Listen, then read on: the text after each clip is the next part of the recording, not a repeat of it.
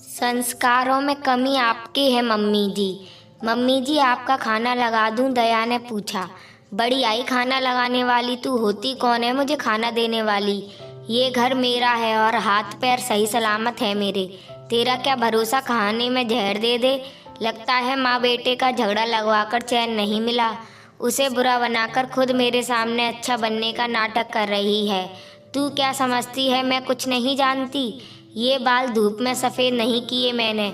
अच्छे से समझती हूँ मैं तुम जैसी घर तोड़ने वाली बहू को। पूनम जी बिना रुके बोले ही जा रही थी और दया चुपचाप सुन रही थी, क्योंकि ये उनका रोज का नाटक था।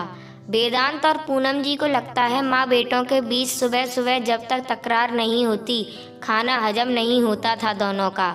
पर सब कुछ होने के बाद पूनम जी सारा दोष अपनी बहू पर डाल देती। 4 ही महीने हुए थे दया और वेदांत की शादी को। लव मैरिज थी शादी, इसलिए पूनम जी दया को कम पसंद करती थी। वेदांत पूनम जी और सुधीर जी का इकलौता बेटा था। शादी से पहले ही वेदांत ने दया को समझा दिया था कि उसे सब मंजूर है, लेकिन माता पिता से अलग होना नहीं। और शायद यही एक वजह थी कि दया पूनम जी के जहर से भी ज़्यादा कड़वे घूंट चुपचाप सह लेती थी।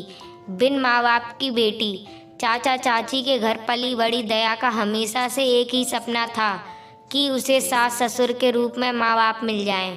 ससुर तो पिता से भी बढ़कर थे, लेकिन शायद माँ का प्यार उसके नसीब में नहीं था। 4 महीने हुए थे उसकी शादी को, लेकिन इन 4 महीनों में एक दिन भी ऐसा नहीं बीता होगा जब पूनम जी ने दया को खरी खोटी ना सुनाई हो। बिन माँ बाप के पली दया हर परिस्थिति का हंसकर सामना कर लेती।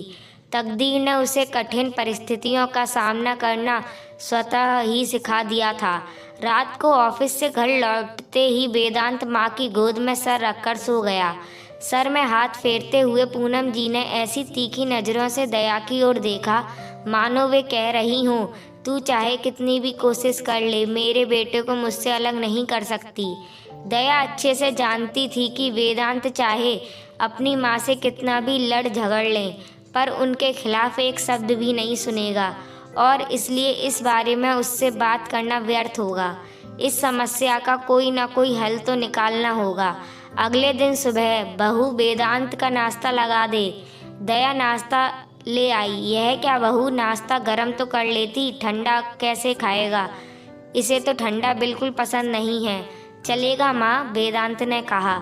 हाँ भाई, अब तो सब चलेगा, वरना मेरे सामने तो 100 नखरे करता था, पर अब बीवी के सामने एक नहीं चलती।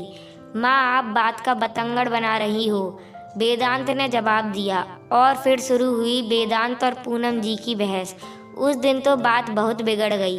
1 घंटे तक माँ बेटा बहस करते रहे। वेदांत बिना नाश्ता किए ही ऑफिस चला गया। वेदांत के जाने के बाद दया ने अपनी प्लेट लगाई और नाश्ता करने लगी। कैसी औरत है, पति बिना नाश्ता किए चला गया और खुद आराम से बैठकर नाश्ता कर रही है। पता नहीं क्या जादू टोना कर दिया है मेरे बेटे पर। बिन माँ बाप की जो है। चाचा चाची ने तो कुछ सिखाकर भेजा नहीं, अच्छे संस्कार दिए होते तो।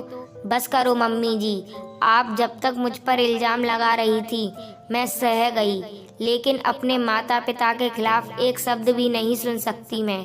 बड़ी मुश्किलों से पाल पोस कर बड़ा किया है उन्होंने मुझे, वरना बिन माँ बाप की बेटी के लिए कौन करता है इतना कुछ।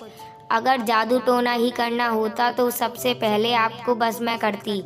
और रही बात संस्कारों की, तो अगर संस्कार नहीं दिए होते तो 4 महीनों से मैं आपके बेवजह के इन इल्ज़ामों को चुपचाप नहीं सहती। संस्कारों में शायद आपके कमी रह गई, इसलिए आप डरती हो कि आपका बेटा आपको छोड़कर ना चला जाए। पहले मैं सोचती थी शायद मैं आपको पसंद नहीं हूँ, इसलिए मुझसे नाराज़ हैं। समय के साथ आप मुझे अपना लेंगी, लेकिन नहीं मम्मी जी, किसी की नाराज़गी तो दूर की जा सकती है, लेकिन नफ़रत नहीं।